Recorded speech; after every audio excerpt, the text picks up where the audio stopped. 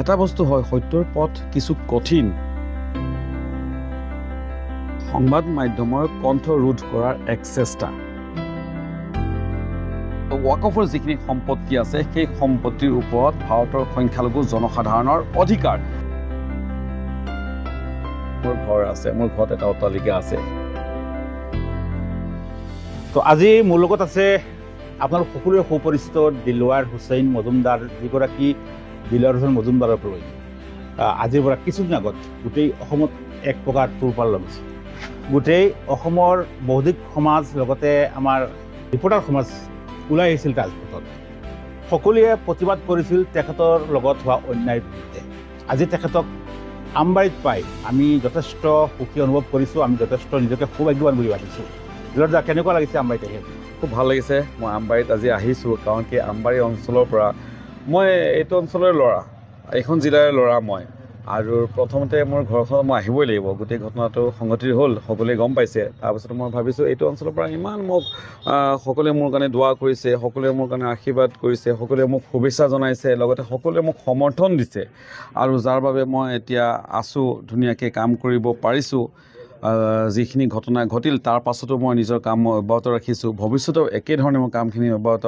থাকিব হঠাৎ মই আহিছোঁ বন্ধুসকলক লগ পাম যিসকল আত্মীয়সকল আছে তেওঁলোকক লগ পাম আৰু সকলোৱে হঠাৎ অহাৰ পাছতো ইমান কম সময়ৰ ভিতৰতে মোক ইমান মৰম চেনেহ দিয়াৰ কাৰণে মই সকলোৰে ওচৰত মই ধন্যবাদ জ্ঞাপন কৰিছোঁ আৰু প্ৰতিশ্ৰুতি দিব খুজিছোঁ যে আপোনালোকৰ মোৰ ওপৰত যিখিনি আস্থা আৰু বিশ্বাস ৰাখিছে মই মোৰ কাম আগত যি ধৰণে মই কৰিছোঁ তাতছে আৰু দুগুণ উৎসাহেৰে মই সেই মোৰ কামখিনি মই অব্যাহত ৰাখিম আমি সেয়াই কামনা কৰিছোঁ লগতে যিহেতু এক ধুমুহা ক'বলৈ গ'লে আপোনাৰ ওপৰত পাৰ হৈ গৈছে এতিয়া ফিলিংছটো কেনেকুৱা হৈছে আপোনাৰ হয় এটা বস্তু ক'ব লাগিব মই কৈছোঁ আপুনি যদি সৎ পথত থাকে বা শুদ্ধ পথত থাকে আপোনাক কোনেও আপোনাক বাধা দি ভেটা দি ৰাখিব নোৱাৰে এটা বস্তু হয় সত্যৰ পথ কিছু কঠিন কিন্তু তাৰ কঠিন হ'লেও কিছু হয়তো সময়ৰ প্ৰয়োজন হ'ব কিন্তু শেষত গৈ পেলাই সত্যৰ জয় সেয়া নিশ্চিত আপুনি ভাৰতৰ ইতিহাস যদি চাই দেখা পাব যে সত্যৰ পথত থাকিলে অৱশেষত গৈ পেলাই সেই জয় হোৱাটো নিশ্চিত মোৰ ক্ষেত্ৰতো সেয়া আপোনালোকে সকলোৱে দেখা পাইছে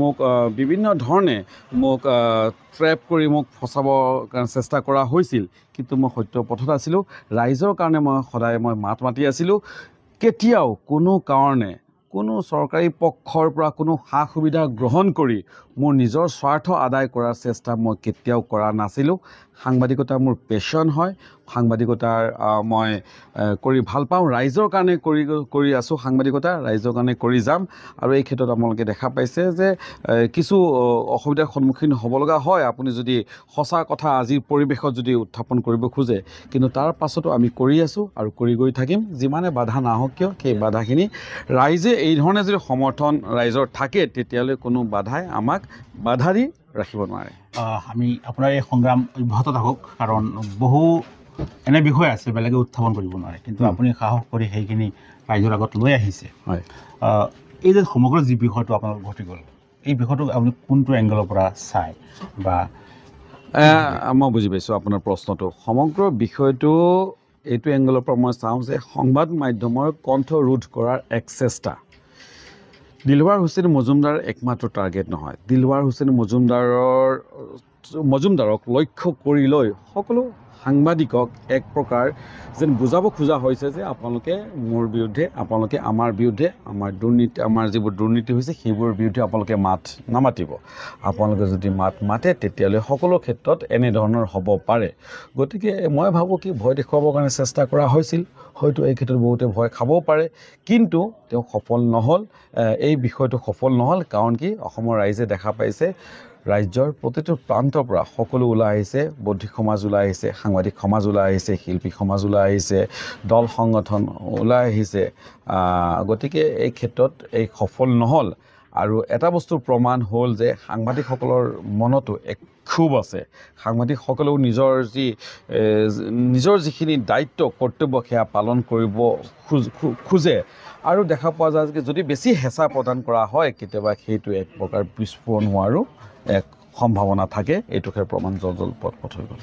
আচ্ছা যিটো এটা খুব বাৰ্ণিং ইছ্যু হ'ল ৱাকফ বিল এইটো আপোনাৰ দৃষ্টিত ৰাজনৈতিক ইছ্যু নে বেলেগ কিবা সাধাৰণ মানুহৰ দৃষ্টিত বা সাধাৰণ মানুহে যদি ক'বলৈ যায় কি ক'ব আপুনি? কোনো ৰাজনৈতিক ইছ্যু নহয়, এয়া হ'ল সংবিধানৰ বিৰুদ্ধে লোৱা এক পদক্ষেপ। সেয়া হ'ল ভাৰতবৰ্ষৰ সংখ্যালঘু সমাজক এক প্ৰকাৰ ধ্বংস কৰাৰ এক পদক্ষেপ বুলি ভাবোঁ।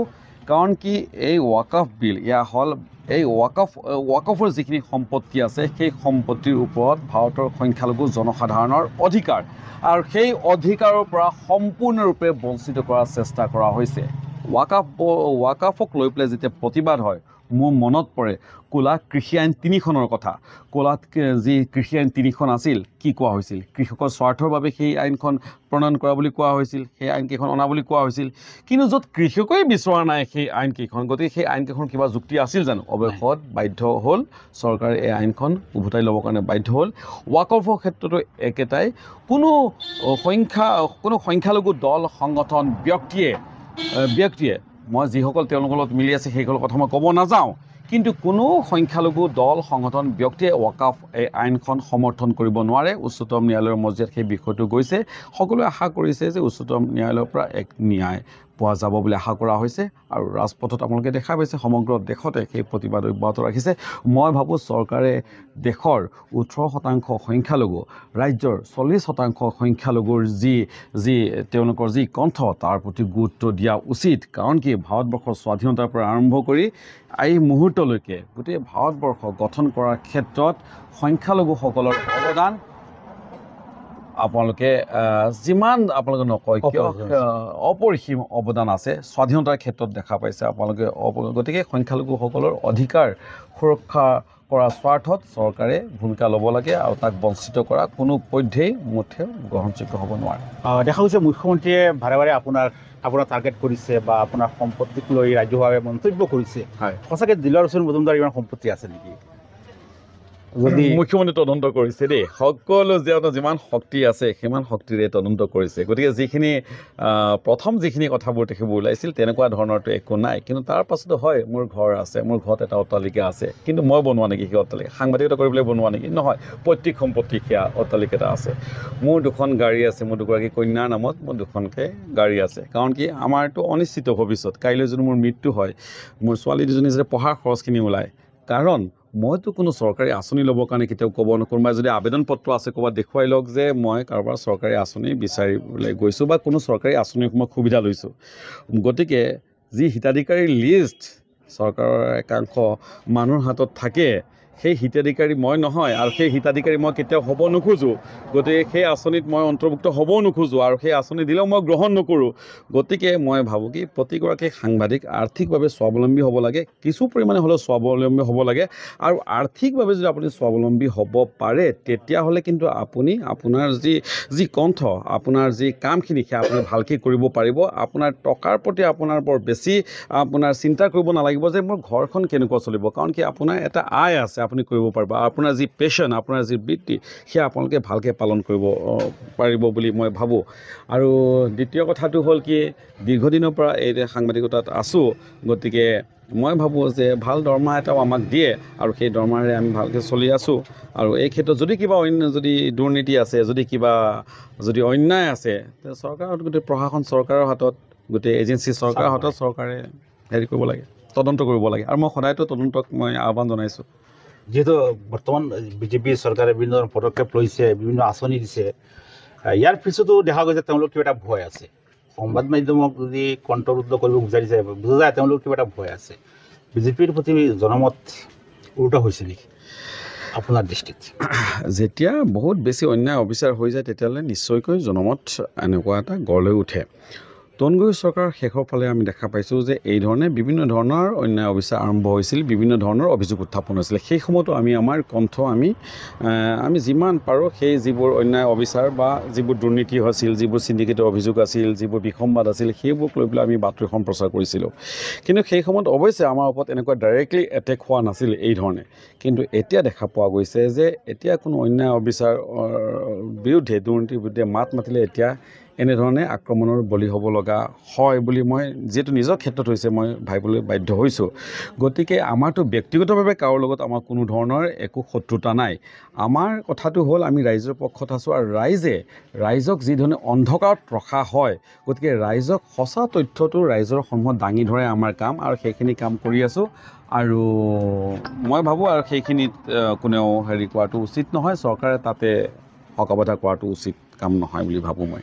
দিলৱাৰ হুছেইন মজুমদাৰ আচলতে কোন হয়, তেখেতৰ ঘৰ ক'ত, লেখা মেলা কিমান কৰিছিল, ক'ত কৰিছিল, চমুকে যদি কয়, কাৰণ আপোনাৰ বিষয়ে জানিবলৈ এতিয়া বহুত মানুহ হয় মানে আকৰ্ষিত হৈ আছে।